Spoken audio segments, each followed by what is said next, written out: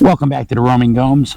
This week we're going to give you 5 tips on how to successfully live full-time in your RV during the winter time. Hi, I'm Felix. And I'm Cindy. In 2019, we sold everything and moved into our RV full-time. Since then, we've traveled the country following my nursing contracts. We are the Roaming Gomes.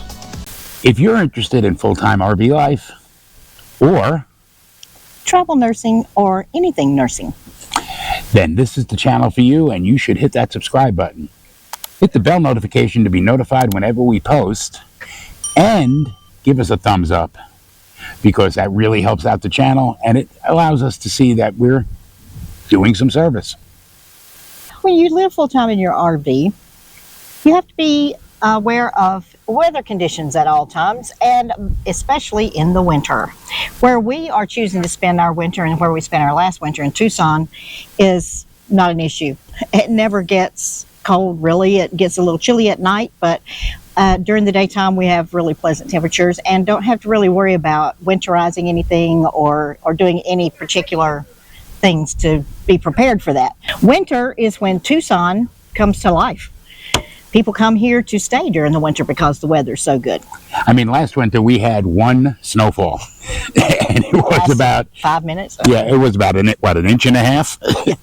And it happened overnight, and I came out in the morning, I took some pictures of it, and it was gone by 11 a.m. As a matter of fact, it was gone on the roads well before that, because Cindy went to work early that morning and there was nothing. So, but there are a lot of people, and we have wintered in places that are not so lucky.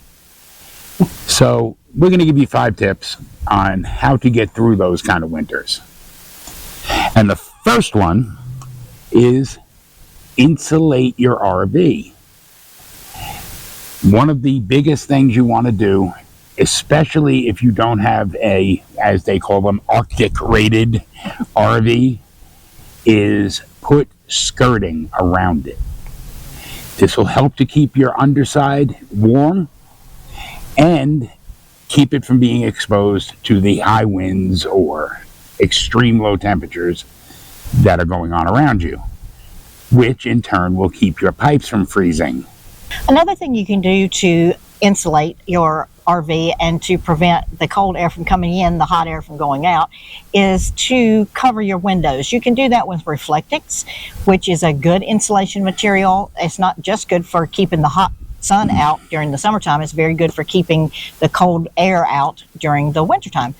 Also, some people replace their shades and blinds with curtains, especially if they know they're going to be in a colder area. That also helps insulate from the wind and the cold temperatures from outside.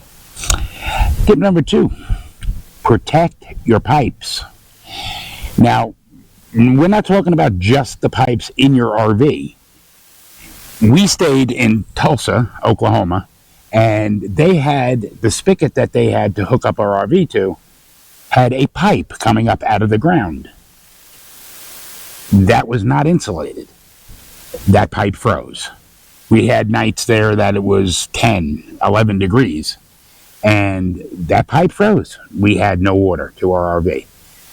And until the temperature in the area got to be a little bit above and the sun started shining, it didn't start flowing again. So what we had to do was I went to Lowe's and I got myself a heated pipe wrap, put it around that pipe, and we never had that problem again. And that RV park expected us to do it. They were not going to do it. So, and I don't want to get into that rabbit hole again about... I think it was actually either in the paperwork we got when we first came in, or they sent out a notice saying to be sure and wrap your outdoor pipes. Yeah. Which really belong to the RV park. And every other place we've been, they've been either covered with some sort of a box or they've already wrapped them and it's not an issue. But at that particular place, they expected the tenants to do that. Yeah, and also the pipes in your RV, open up the cabinets underneath your sinks and allow them to be exposed to the heat that you're putting into your RV. If you open one of your cabinets during the winter and reach in there, you're going to see there's a lot of cold under there. Tip number 3, something that's really been useful for us, is a space heater. We have a tower space heater that we got, I think, Walmart? Yeah. Amazon, one of those places.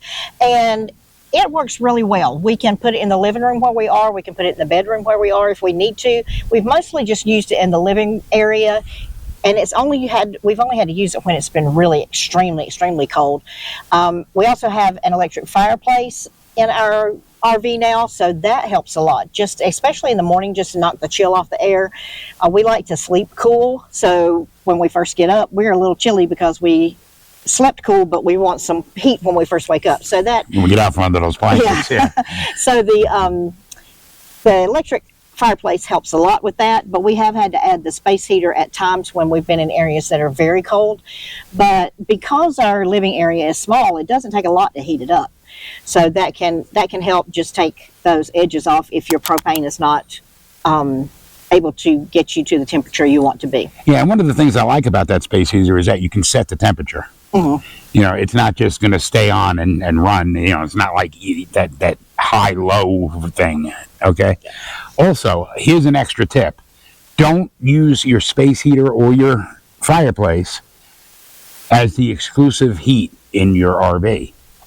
One of the things that these RVs rely on to help keep the pipes underneath from freezing is the heat coming through the ducts. Those ducts are all underneath your sheathed underbelly, and the heat from those helps to keep those pipes underneath from freezing. So if you're not turning on your heater, you're not going to heat up those pipes, and you could have issues.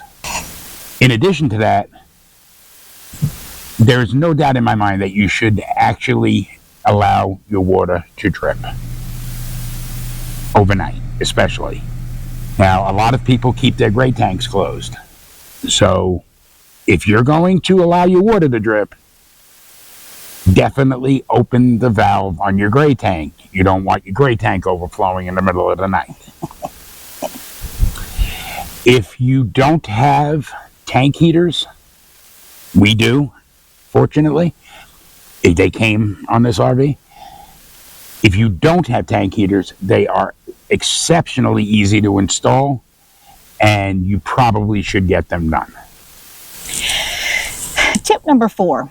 Just like if you're living in a house and there's a storm coming, everybody runs to the grocery store. You got to get your bread, milk, and eggs for whatever reason. Everybody has a burning desire to make French toast. Those are the things that always run out for whatever reason.